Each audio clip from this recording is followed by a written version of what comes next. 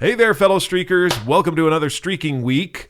This week, we're going to answer streaking questions from streakers. Tiffany asks, how do you use streaking to stop a behavior? Kevin asks, is the intent of streaking to always get better? And we're going to reference an article from Brene Brown, Scarcity. Something along that lines of vulnerability. Anyway, hi, Jamie. How are you? Hi. I can't believe you just did that.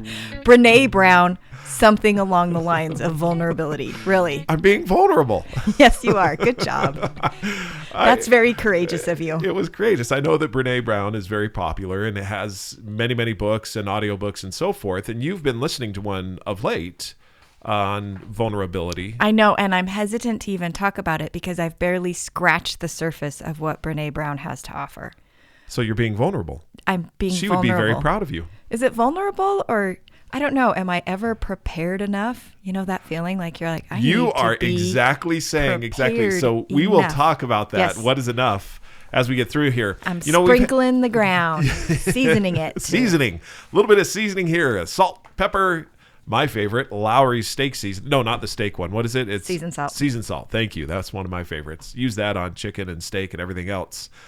So let's get going on the questions. Tiffany is asking us, how do you use streaking to stop a behavior, or can you? Now, one of the things with the new app, which is great, is we have all kinds of people, or when the new app comes out, and you'll be getting access to it. If you're a beta tester, you know this already. There's posts that you can put on the app about the streak that you have. Mm-hmm. What it is that you're struggling with, or what it is that you found interesting, what it is that you want to do. Well, Tiffany, who's one of our streakers, she asks us, or, you know, what about don't streaking, what I call don't streaking? Let's stop a don't streak. Well, she was great. She's like, I have a lot of things I want to stop doing.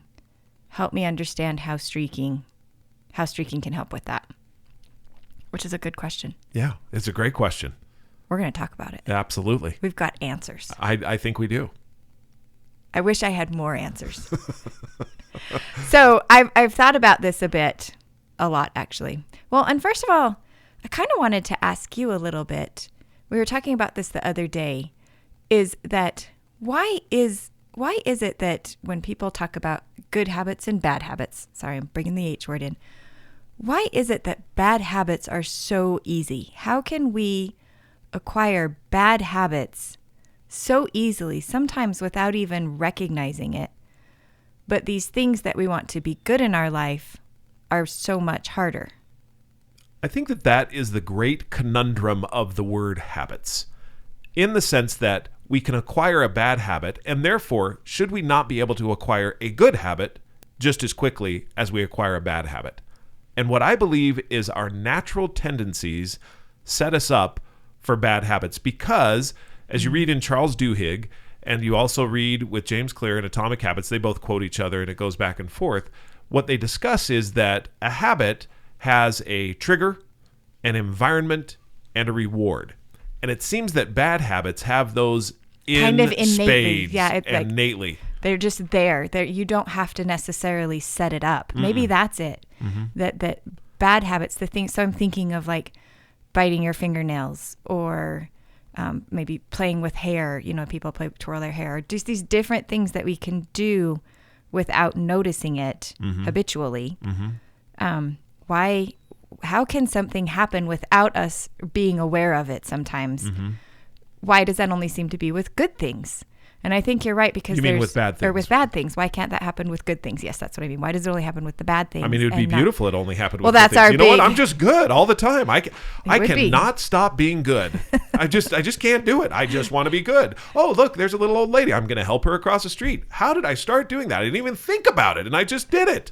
I'm amazing. So it has to do with the human condition, that there's these things that come more easily naturally, and they are things that are not as desirable. Absolutely. There's a natural I think you trigger look there. at it. So let's just take smoking, for example. There's a trigger, and then the environment is set up. You've got it, and the reward that you get. I mean, how you feel about the nicotine or whatever else that enters your system. And I'm talking about something I know nothing about. I'm just repeating what others, because I've never smoked a day in my life. However, people will describe it as a habit. It's something I do without even thinking. They'll find that they have a cigarette in their hand and they're putting it up to their mouth without even thinking about it, and it becomes habitual. I believe that there's other things. Now, what you mentioned, biting the nails, in Charles Duhigg's book, The Power of Habits, he talks about an individual that so habitually bit her nails that she would bite them all the way down to the cuticles. Right. And so it became something that was quite stifling in her life. So the question is how do you break a bad habit? And I think that relates back to what Tiffany is saying is, how do I stop doing things with streaking? And one of the things that I've found, I'm to see if this is true for you, is that I never really look at streaking as stopping to do something. I look at it as something I start doing to displace something that I've started doing. So, for example, I have a habit at night of turning on a show, binge watching a show of some sort. Now, I could say that's a habit. Pull the iPad out, put it on the thing, and start it. And before I even know it, I'm watching the show. Okay? Why are you laughing? Okay, I've been there because I sit by you. Because you're right there. Anyway, so the question is, so how has streaking helped us with that? Because we used to do that, but 6 years ago, before we started streaking with other areas other than just physical health, we also we were binge watching some of the shows that we really enjoyed. I remember 24. Remember, we just binge watched that all the way through. I don't know if that's the best example because that show ends on a cliffhanger every time. You're meant to watch it in a 24-hour block. So there is this trigger environment and reward, that you want to go through. What we have found, and what I've found, and I believe you found this too, Jamie, is that we started streaking and following the laws of streaking, doing something laughably simple, keeping a record that I did it and creating the community. What then happens is I know that I can do that laughably small thing before I do the other behavior that is not as valuable. Mm-hmm.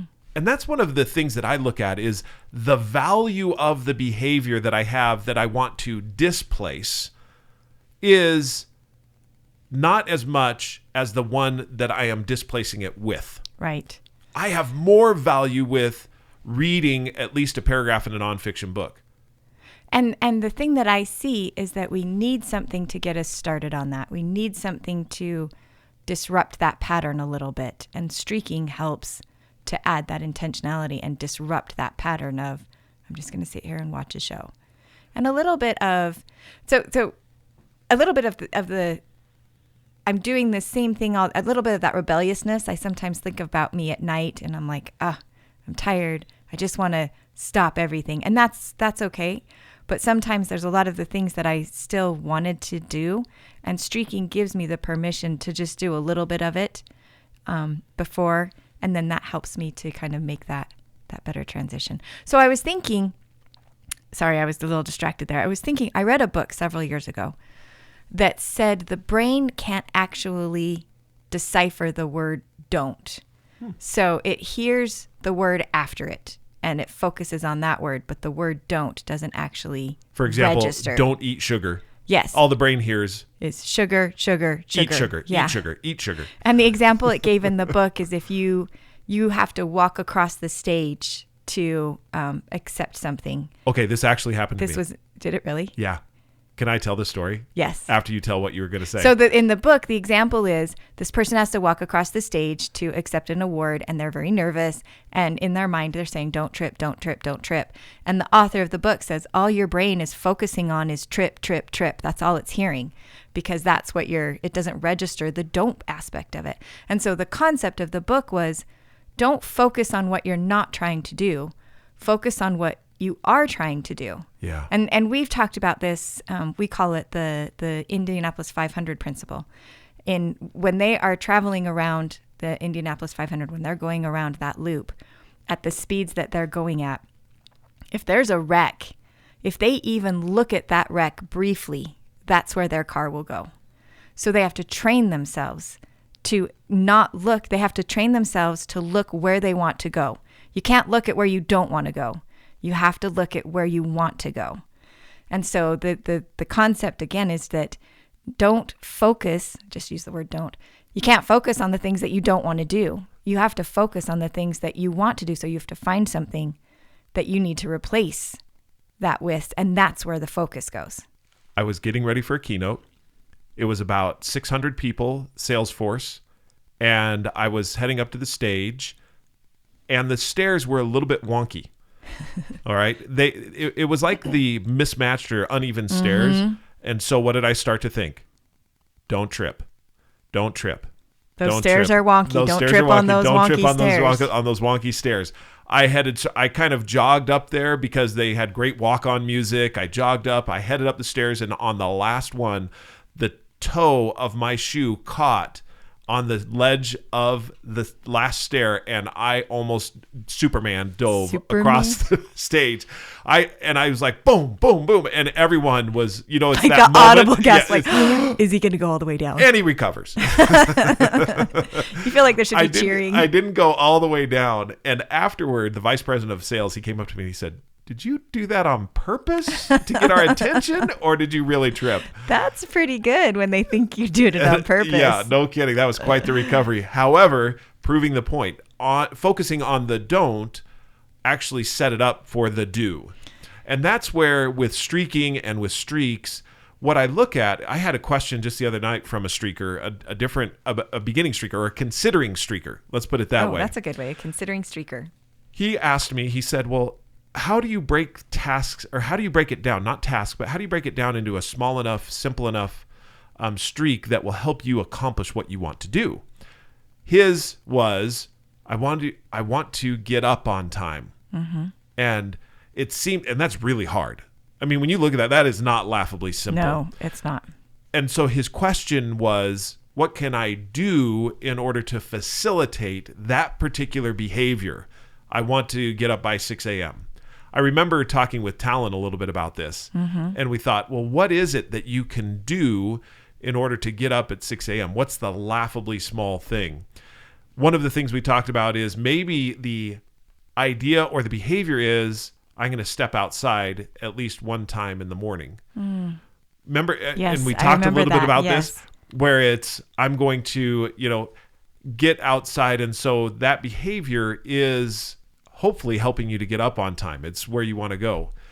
One of the things that I thought about this a lot as far as what's the behavior that I want to do that will facilitate something that I value even more. One of the other items is to go to bed on time. Can I be in bed? I may not have to go to sleep. I may not have to do anything. You've often said to our kids this way, look, you don't have to go to sleep. However, you need to be in bed by 8 o'clock. Yeah. I can't. And that's a good way to say it, because we can't always control falling asleep. And again, it's that same principle of like, don't stay awake. I got to fall asleep. And it can cause that stress of like, when you just need to relax. So you're like, I don't have control over necessarily falling asleep, but I do have control over, I can get in bed. And that is where then you could potentially put 2 or 3 streaks together. For example, I'm going to be in bed by a certain time every night. Right. And that, I don't know if that's laughably simple. For some people that may be, for others it may not be. However, it could be, I'm going to be in bed by a certain time every night. And then another streak of, I'm going to breathe deeply at least 5 times. I like that one better. I'm going to breathe deeply when I get in bed. Ooh, I like that because yeah. the concept of I'm going to be in bed at a certain time every night, that's a challenge. A total challenge. It's a little bit, there's some dependent variables there that we don't always have control over. Yeah, like children. When they come home at night. Exactly. Like never. Exactly, like you're waiting up for them. So those are the... A little too close to home? Yeah, a little too close to home. We were waiting for one of our daughters last night. I guess I shouldn't use the word we, should I? Jamie was waiting for to get in last night. Sorry. So I wanted to read this. Notice how she's avoiding this one. She's just moving on. I wanted to read this. I've been reading this book, 13 Things Mentally Strong People Don't Do, which is kind of funny that it's focusing on the don't. But the interesting thing is basically I believe she's doing what we talked about is she's saying these are the things you do need to do, so that you can replace these things that you don't want to do. Okay. And I've been trying to, I don't know if you've noticed, I've been trying to find this part. So I'm going to read for a little bit here. I haven't noticed at all, yeah. But so she's a therapist, and she talks about this person that came to her. She said, Richard entered my therapy office because he wasn't making much progress in managing his physical health. And the reason I brought this up is because I think almost so many of the time when people have don't streaks that they want to, it starts at something physical that they want to stop. I want to stop eating sugar. I want to stop drinking soda. I want to stop. You know what I mean? There's these. We have a streaker out there that her streak was to not eat bread. Yes. So and she readily acknowledges. She says, I know it's against where it is, but I couldn't think of anything else. So I just wanted to give it a try. And she actually had fantastic success with it. So she did. She did and probably still does. We need to get back with her. Anyway, keep going. So he says, Richard entered my therapy office because he wasn't making much progress in managing his physical health. At the age of 44, he was 75 pounds overweight and had recently been diagnosed with diabetes. Shortly after his diagnosis, he'd met with a nutritionist and learned about the diet changes he'd need to make to lose weight and manage his blood sugar. Initially, he tried eliminating all the junk food he had always eaten so regularly. He'd gone so far as to throw away all the ice cream, cookies, and sugary soft drinks he had in his home, but within 2 days, he found himself buying more sweets and resorting to his old habits. He was also aware that he'd need to... Now, I would say in that case, it was habits. Mm-hmm. I mean, because you do those things without thinking, and it's automatic, and it provides an immediate reward, especially junk food and sugar and chips and everything else. I remember one time we were doing this challenge with friends, and the challenge was, it was one of those health challenges where everybody put money into the pot, and you would keep track of how you ate each day, and you'd get points for that. And then at the end of the challenge, the person with the most points got the money. Mm-hmm. And one of the points was to avoid, I don't remember exactly, but I just remember what I did. It was to avoid salty snacks or something. And I remember I lost a point that day because I ate a chip before I even realized I had put it in my mouth. Yeah, it was there. It was immediate. It was like there. And I ate it and I was just like, are you kidding me? I just totally lost that point and I didn't even, it was not of choice. I was so mad about that because I was like, I didn't make that choice. I just did it. I was a victim of my habits. Subconsciously. So that's what I guess I'm saying is I get that feeling. He was also aware that he'd need to increase his activity level if he wanted to get healthier. After all, he was no stranger to exercise. Back in high school, he'd been a star athlete. But these days, he spent the majority of his time sitting behind a computer. He worked long hours and wasn't sure how he'd find time to exercise. He'd purchased a gym membership, but he'd only gone to the gym twice. He usually came home from work exhausted, and he already felt like he wasn't spending enough time with his wife and children. Richard told me that he really wanted to get healthier, but he felt frustrated. And despite understanding the risks of being overweight and the dangers of not managing his diabetes, he just couldn't motivate himself to change his unhealthy habits. So this is the first thing that I loved that she says. She goes, it was clear that he was trying to change too much too fast, which is a recipe for failure. I think this is something that happens so often when we want to try and change something is we make a list of all these things and we're going to become this new person and we're going to change all of them overnight. And so I love that she's like, it's a recipe for failure when you start thinking, I'm going to do all of these things. I'm going to do them perfectly. And I'm motivated because my health is on the line. I've got a diabetes. I've got life-threatening diseases. I've got all of these things because of things that are within my control. Because of things that have happened, right. And so now I'm going to make all these changes and then you make it 2 days. And so now you're looking at yourself and you think, not only am I doing these bad habits, and now I've had a doctor tell me that I need to change, that's not even enough to motivate me. It's so you just this failure upon failure heaps upon you. Can I add a little thought in there just before you read on? This also supports the theory of what I've looked at as far as you cannot replace or take something out of your life and replace it with something else. For example, he was removing all of these sugars and snacks and chips and everything else from his life, and he was trying to replace them rather than, and this is where streaking really comes in, displace those things through time. And you're smiling right now because it's going to get there. This is exactly what this was the paragraph I was trying to get to. So first of all, stop trying to change everything all at once in one. And this is where I say don't streaks don't work. Right. I mean, it's for the most part, and on rare occasion, maybe it does. However, as soon as you start looking at it and saying, don't eat sugar, and how many days in a row have I not eaten sugar? All you're thinking about is sugar, rather than the other part of that, which is... So she said, first of all, I recommended he choose one thing to change at a time for the first week. So in other words, start with something small. Pick something even laughably small. Laughably that you simple. Can be successful at, that you can start with. He said he'd give up the cookies he usually ate at his desk during the afternoon, so that was his thing. It was important to find something to replace that habit with. And I would say And displace. he decided he would try snacking on a carrot stick instead. So that's the whole, all that I read was to try and get to that sentence where she kind of says it offhandedly. But when I read that, I'm like, that is exactly what we were trying to say, is that, okay, I want to give up cookies. That's a conscious choice. But you can't just say, don't eat cookies, don't eat cookies. What he said is, I'm going to eat a carrot. At least one carrot daily. Yes. So if that was if he could put a streak around it where he's like, Absolutely. okay, I'm going to eat at least a carrot or a vegetable daily. And the mind shift there is from don't do this. In other words, I'm thinking about the cookies that I'm not getting, to do this, which is I'm thinking about what the carrot is that I am going to be eating. And that is driving through the accident rather than becoming a part of it. So many absolute metaphors that fit right there. Right. I want to revisit back to habits for just a second. But before I do that, did you have something else? That was what I wanted to get to. So I wanted to loop back into habits. So habits, bad habits, seem to be easy to get into, and also they become automatic. Whereas I don't believe there's anything that is a good habit that will lead to continual growth. And you and I talked a little bit about this last time. We don't need to go into it again. Where if I think that doing something good repeatedly through time will become automatic is where my thought process is, it's exactly wrong. It will not happen. And I think you added on the other part of this, and expect a same or even better result, which goes into our next question. Yes. Which is, Kevin asks, is the intent of streaking to always get better? And I felt like this was a two-pronged question. First of all, yes.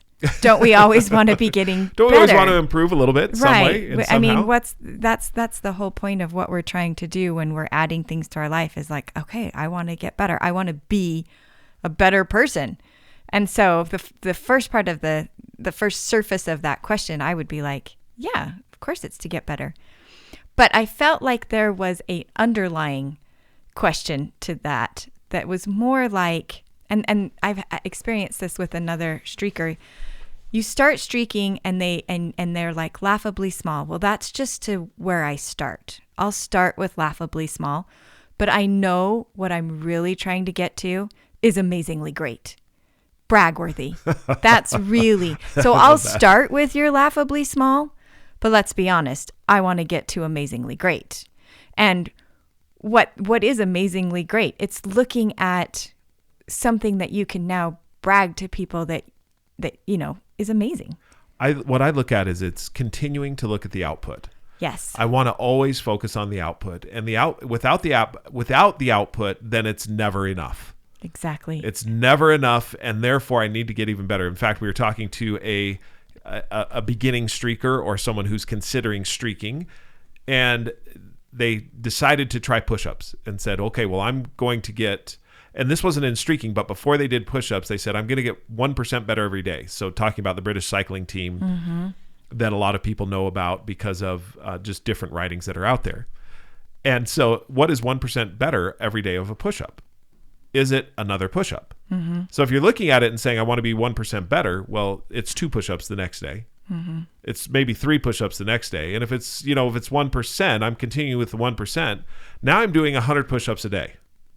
All right. So now is it 101, 102? Is it up to 200? Is it up to 500 a day? Is it up to 600 a day? When does it stop? Right. And you always want to get 1% better. Is it sustainable? Right. And it's not sustainable. But what the 1% better is not specifically, I believe, talking about, because what that does is it's the output. The output also always has to be 1% better than yesterday's output. Exactly. Whereas what we're looking at is the input and what the input is. So I may have a streak of doing at least 1 push-up daily. And the input is maybe I do the push-up a little differently this time to help strengthen another part of my muscle, which helps me get a little bit better.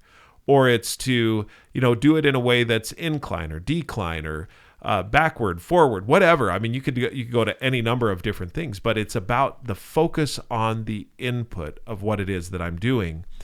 And where is the real work? Where's the real work? The real work is the consistency and the consecutive consistency through time. And that's kind of what I was thinking when because someone asked me this question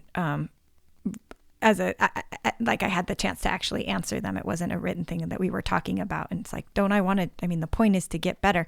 And I remember giving a whole thing about how streaking helps change you from the inside, that you're literally thinking about things more, and that as you're thinking about that, you're changing from the inside who you are, which I still totally agree with and loved that answer. But as I left that conversation and was thinking more about this concept of, but isn't the whole point of streaking to get better? And recognizing that I felt like the question was an outcome-based question where they were looking for, my outcomes are going to get better, right? And as I was thinking about it, I thought the whole thing and what needs to change is that isn't being consistent at something getting better. Just the consistency itself is getting better. Yeah. You are consistently doing this consecutive thing. Consistency. I am getting better by doing that particular thing that's aimed at who I want to be. And that's what brought me to the Brene Brown that I had been reading about that day. And she talked, you were able to find this quote for me. And I wanted to talk about it in two different ways. So I'm going to share with you kind of I'll just read this quote. This was the question that someone asked her. She said, "The idea of being perfect is something that plagues many of us in our society, causing a lot of stress and feelings of inadequacy. Where does this idea that we need to be perfect come from, and how can we come to terms with and find the beauty in imperfection?" So this is the question that they were asking Brene Brown. And sometimes I wonder if people look at streaking and are saying, well, you're requiring perfection. You're requiring it to be perfect all the time, and there's beauty in the imperfection. And as I thought about that, I thought, the thing that's great is that that's where the laughably simple comes in, is that we're not requiring the action to be perfect. That's not, in fact, the outcome of there's going to be imperfections all along that, because life happens. And there's times that life is going great, and there's times that life isn't going great. And so there's going to be times that are the ebb and flow. But the ability to have some level of consistency is where the beauty comes in that, is that the imperfections may be in the outcome, but there is a level of perfection in the beauty of the consistency. Yeah. So she says, this is directly from Brene Brown's, and this is a little bit of a long quote, if you don't mind if I read it. Go for it. She said, "Over the past decade," and this is Brene Brown, "I've witnessed major shifts in the," how do you say that word? Zeitgeist. Zeitgeist. And you looked that word up. What is it? I did. Zeitgeist. It's about the general mood of the country, or the feelings that are going on in the culture at this particular time. So the way that a culture and society views itself based on the way that people think and how they feel about life at that particular time and moment. Yeah. Okay. And by the way, just to give a correct reference where reference is due, this comes off of a website called Goop, GOOP.com, and the let me just make sure I'm there. It's the wellness section, mindfulness, and it's around perfect. And this is Brene Brown bringing it. This is from her as far as answering this question. So sorry, just wanted to give that. And it's from her reference. book, Daring Greatly. Yeah. Let's see, it's called, Daring Greatly, How the Courage to be Vulnerable Transforms the Way We Live, Love, Parent, and Lead. There you go. Okay, so over the past decade, I've witnessed major shifts in the zeitgeist of our country. I've seen it in the data, and honestly, I've seen it in the faces of the people I meet, interview, and talk to. The world has never been an easy place, but the past decade has been traumatic for so many people that it's made changes in our culture. And this is a little bit old because she talks about 9/11 but I look at it and I'm like, okay, but now we've still experienced a worldwide pandemic. Right, so exactly. Things have still continued to be difficult. Let's see. So she says from 9/11, multiple wars and the recession, and I would add a worldwide pandemic, to catastrophic natural disasters and the increase in random violence and school shootings, we've survived and are surviving events that have torn at our sense of safety, with such force that we've experienced them as trauma, even if we weren't directly involved. And when it comes to the staggering numbers of those now unemployed and underemployed, I think every single one of us has been directly affected or is close to someone who has been directly affected. Worrying about scarcity is our culture's version of post-traumatic stress. Scarcity thrives in a culture where everyone is hyper-aware of lack. Everything from safety and love to money and resources feels restricted or lacking. We spend an inordinate amounts of time calculating how much we have, want, and don't have, and how much everyone else has, needs, and wants. The greatest casualties of a scarcity culture are our willingness to own our vulnerabilities and our ability to engage with the world from a place of worthiness. And this is kind of where I wanted to get to. After doing this work for the past 12 years and watching scarcity ride roughshod over our families, organizations, and communities, I'd say one thing we have in common is that we're sick of being afraid. We want to dare greatly. We're tired of the national conversation centering on what we should fear and who we should blame. We all want to be brave. And then she goes on to talk about our culture of scarcity is defined by this sentence: never blank enough. It only takes a few seconds before people fill in the blanks with their own version. Never good enough, never perfect enough, never thin enough, never powerful enough, never successful enough, never smart enough, never certain enough, never safe enough, never extraordinary enough. And that's where I kind of wanted to look at what to me was an underlying pinning of this story, or this question of, isn't the whole purpose of streaking to get better? And yes, it is to get better, but not if it's with this underlying belief of scarcity, never being enough. And so I need these outputs to constantly be increasing and getting better so that I can validate that I'm enough, that I'm good enough, I'm brave enough, I'm smart enough, I've done enough. And so that's where I have found the beauty of streaking, is that it changes that focus from this hyper awareness of the outputs to a very small but intentional awareness of my continued level and intentionality to focus on my inputs. The other night, we were at youth night, our church's youth night, and a conversation on streaking broke out because I was there, and and often that's what happens. The conversation on streaking breaks out. One of the individuals that was there mentioned that he had started a streak about 93 days ago, knew exactly the number, which I love. And he said to this group, and it was a group of men, we were all talking as the youth were playing Capture the Flag. He said, my streak is to read at least one verse of scripture nightly. At that point, the four other men in the circle smiled and laughed. Mm-hmm. Now, that's one of the reasons why we say make it laughably simple.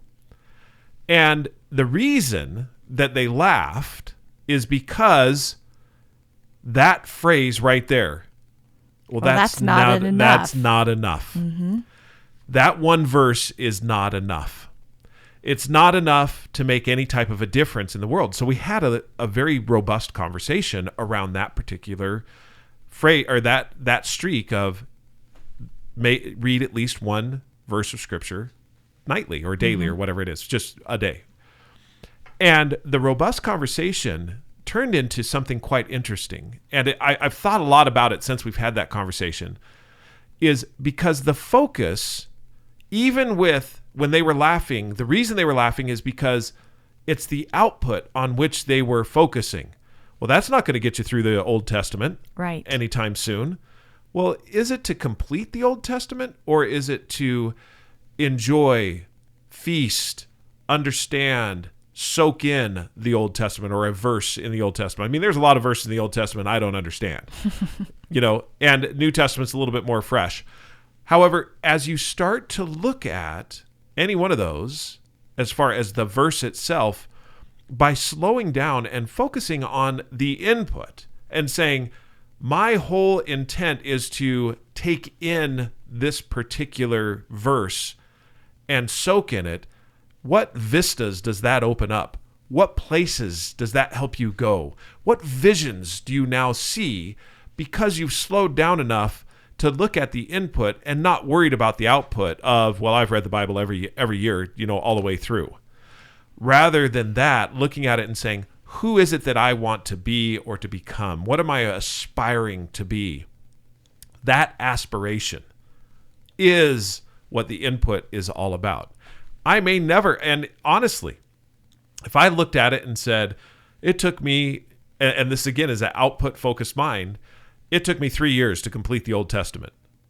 Well, okay, but what did I learn in that 3 years? What were the vulnerabilities, the imperfections, the understandings that I gained in the 1 or 2 verses that I took in and soaked on?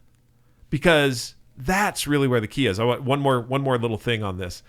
Everyone is always sure to say, when they state the laughably simple, when they say I read at least 1 verse nightly or 1 verse daily, they're always sure to say, oh, but I always read so much more than that. Mm-hmm. Why? Why do we concern ourselves with that? The key here is, I read a verse yesterday, I read a verse today, and I'm going to read one tomorrow. The consecutive consistency, that is the work. Now, if you read a little bit more because you get engaged and interested and it starts to displace some other less valuable activities, great. That's fantastic. If not, and you soaked on that 1 verse for the few seconds that you did, isn't that better than not doing it at all? Mm-hmm. That's where I get to, and that's what I've had to change in myself, is looking at it and saying, I want the input, because, then I'll step off of my soapbox here. I had a streak of reading at least 1 chapter of Scripture daily. Mm-hmm. Now, a chapter can be rather long. Right. And I found that with that streak, I started to focus on the output rather than what I was learning and the input. And so I reduced it to at least 1 verse of Scripture. Now, gratefully, it didn't affect my streak, because if you're reading a chapter of Scripture and then you reduce it to a verse of Scripture, well, I've been reading a verse all along, and so I could keep the streak alive. That's a little advanced streaking 201. But what it did, though, is it helped me to get where I needed to go, which was getting better is not about the output of how many times have I read the Scriptures. The getting better is, in my inputs, am I taking the time to do the laughably simple consecutively and consistently, and then allowing myself to really soak in and enjoy and understand those things that I've read. I love that. And I love that this idea that to stop focusing so much on the output. Not that the output isn't important, but what she said when she was talking about scarcity is this hypersensitivity, hyper-awareness. And I feel like as a society, we've become hyper-aware of only the outputs, and that the output is the most important thing.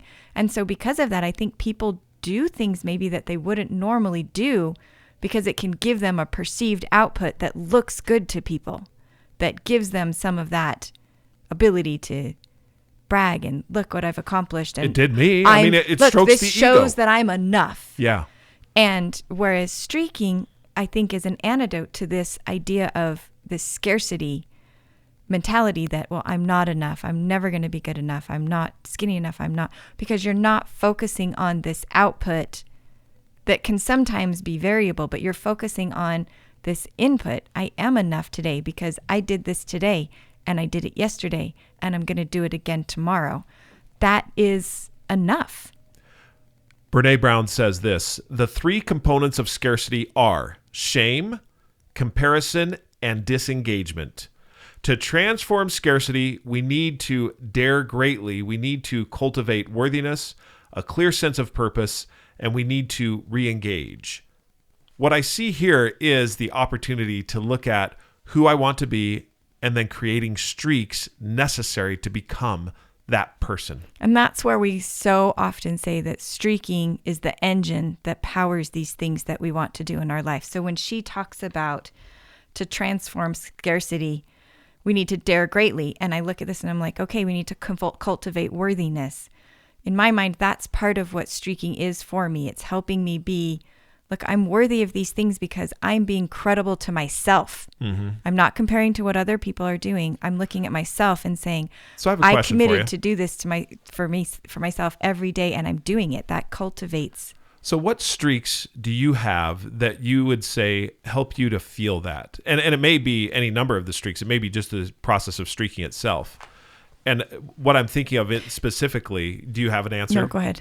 Well, I was thinking specifically of your journal writing streak, because you always felt like you never were enough in that area. Yeah. I mean, before you started your streak on that, you must have said 10, 12, 15 different times on a regular basis, I should do this. I feel guilty for not doing it. And it was almost like a whip that you would beat yourself with.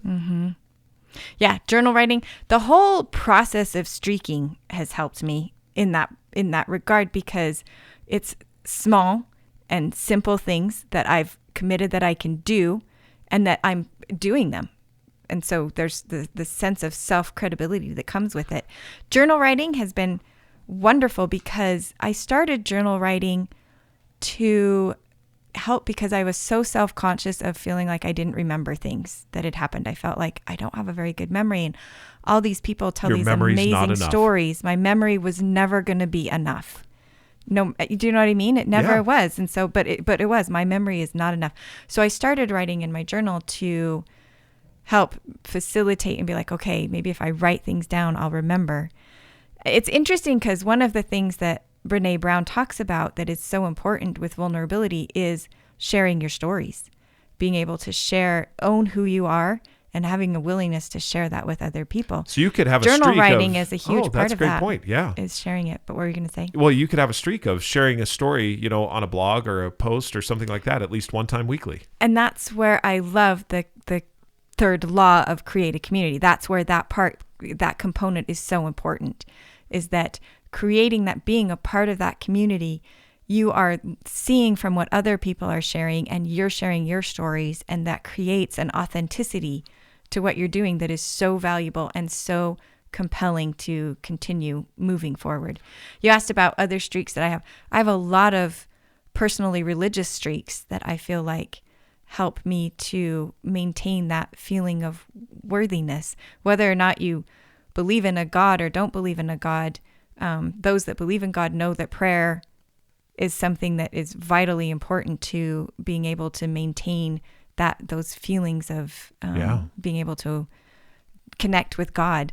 Those that don't, there's also studies that show meditation, which in my mind is also still at some level, or in some higher being or something like that. I mean, as you look at it, that has the potential to help you be who you want to be. Yeah. And so, can I be vulnerable about something? Yeah. So as we were writing the streaking book, and this is, I know we're coming up on time here, but as we were writing the streaking book and we published it and went out to the world, one of the things in the book that I was a little bit, how do I say this?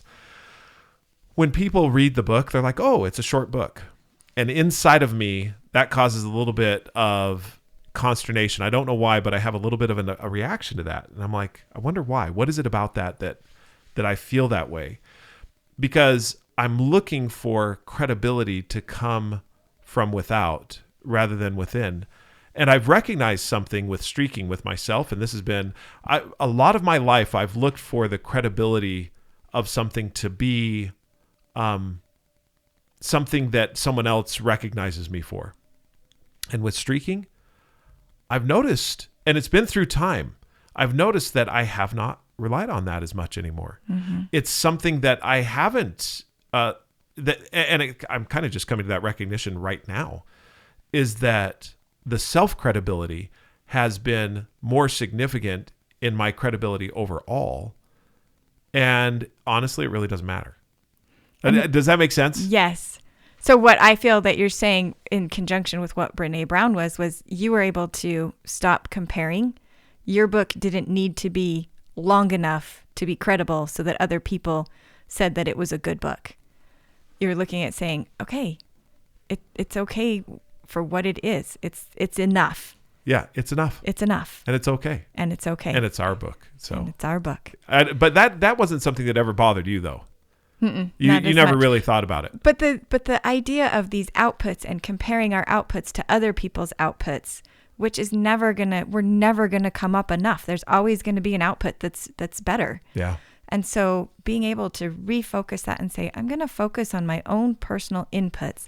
And then the other thing that she brought up, and just kind of wrapping this up, was she was talking about shaming, and what is shame? It's putting other people down for something or ourselves down because of that comparison, because of that disengagement, and being able to have a streak where you look at it and think, I can fight off some of this shaming. Yeah. Because I can feel self-credible.